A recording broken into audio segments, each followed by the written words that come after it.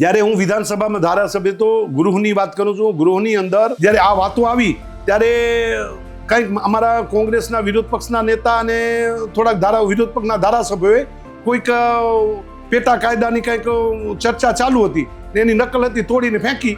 એટલે એમાં 10 કે 15 જણાને બહાર કાઢવામાં આવ્યા. પણ મેં એના પહેલા ચીમનભાઈની સરકાર વખતે જે વિધાનસભામાં પ્રોસિડિંગ થઈ હતી મેં વાંચેલી હતી. ત્યારે અશોકભાઈ અને 2 કે 3 ધારાસભ્યો એવા હતા કે ચીમનભાઈ મુખ્યમંત્રી હતા, એના હાથમાંથી પકડી ને તોડીને આખા વિધાનસભા ગૃહમાં ફેંક્યા હતા.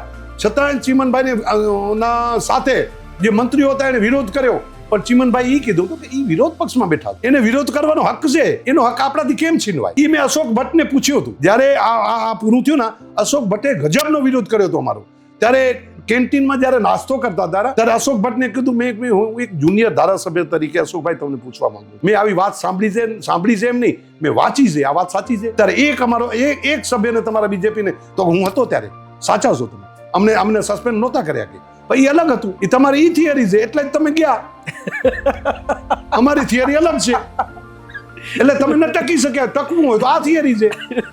એ કે ત્યાં નહીં બોલું, મને કે તમે સાવ સાચા છો.